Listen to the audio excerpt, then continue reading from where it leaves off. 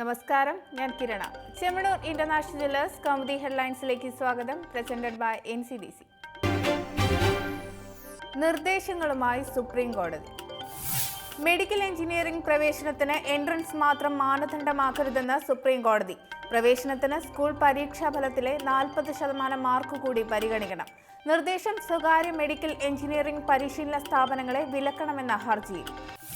എന്നാൽ പ്രവേശന പരീക്ഷയുടെ തയ്യാറെടുപ്പിനായി വിദ്യാർത്ഥികൾ ആശ്രയിക്കുന്ന ഇത്തരം സ്ഥാപനങ്ങളെ നിരോധിക്കാനാകില്ലെന്ന് കോടതി. ഇത്തരം സ്ഥാപനങ്ങളുടെ നടത്തിപ്പുമായി ബന്ധപ്പെട്ട് വ്യക്തമായ മാർഗനിർദ്ദേശമുണ്ടാക്കാൻ കേന്ദ്ര സർക്കാരിന് നിർദ്ദേശം. അന്വേഷണത്തിന് ശുപാർശ. തുറമുഖ വകുപ്പ് ഡയറക്ടറായിരിക്കെ ക്രമക്കേട് നടത്തിയെന്ന പരാതിയിൽ ജേക്കബ് തോമസിനെതിരെ ഉന്നതതല അന്വേഷണത്തിന് ശുപാർശ. വിജിലൻസ് ഡയറക്ടർ സ്ഥാനത്ത് നിന്ന് മാറ്റി നിർത്താമെന്ന് മുഖ്യമന്ത്രിക്ക് കൈമാറിയ റിപ്പോർട്ടിൽ chief secretary SM Vijayanand. Solar panel സ്ഥാപിച്ചതിലും ഡ്രഡ്ജർ വാങ്ങിയതിലും കോടികളുടെ ക്രമക്കേടെന്ന് ധനകാര്യ വകുപ്പ്. ജേക്കബ് തോമസിനെതിരെ പോലീസ് അന്വേഷണം വേണമെന്നും ആവശ്യം. റിപ്പോർട്ടിന്റെ അടിസ്ഥാനത്തിൽ തുടർ നടപടികൾക്ക് DGPയുടെ നിയമോപദേശം തേടി മുഖ്യമന്ത്രി പിണറായി വിജയൻ.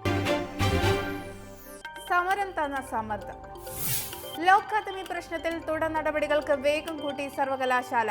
ഉപസമിതി റിപ്പോർട്ട് ചർച്ച ചെയ്യാൻ തിങ്കളാഴ്ച അടിയന്തര സിൻഡിക്കേറ്റ് യോഗം. ഈ മാസം 10-ന് ചേരാൻ നിശ്ചയിച്ചിരുന്ന യോഗം നേരത്തെയാക്കിയത് സർക്കാർ സമ്മർദ്ദത്തെ തുടർന്നെന്ന് സൂചന. പ്രിൻസിപ്പൽ ലക്ഷ്മി നായരുടെ രാജി ആവശ്യത്തിൽ സമരം തുടരുന്നതിനിടെ സർവകലാശാല നിലപാടും നിർണായകം.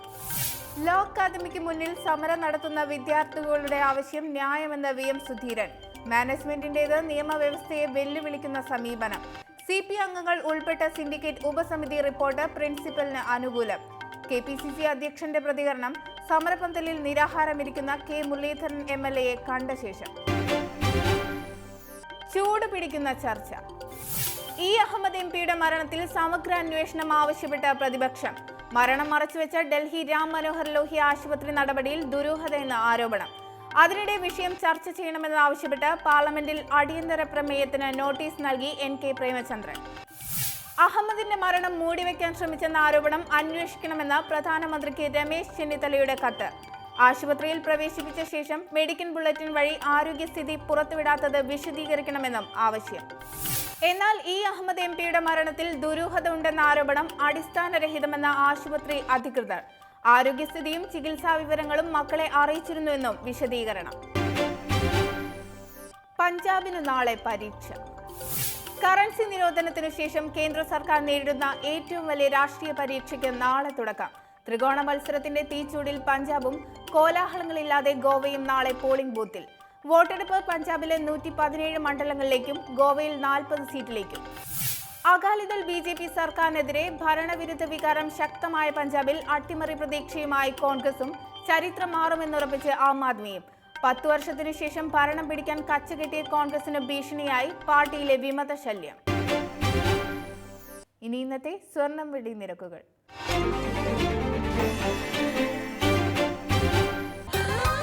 ദുബായ് ഗോൾഡ് ആൻഡ് ഡയമണ്ട് സ്വർണ്ണ വെള്ളി നിരക്കുകൾ നിങ്ങൾക്കായി അവതരിപ്പിക്കുന്നത് Dubai gold and diamonds, India, UAE, Oman, Bahrain. സ്വർണം ഗ്രാമിന് 2750 രൂപ, പവൻ 22,000 രൂപ. വെള്ളി ഗ്രാമിന് 43 രൂപ. ദുബായ് ഗോൾഡ് ആൻഡ് ഡയമണ്ട് സ്വർണ്ണ വെള്ളി നിരക്കുകൾ നിങ്ങൾക്കായി അവതരിപ്പിച്ചത്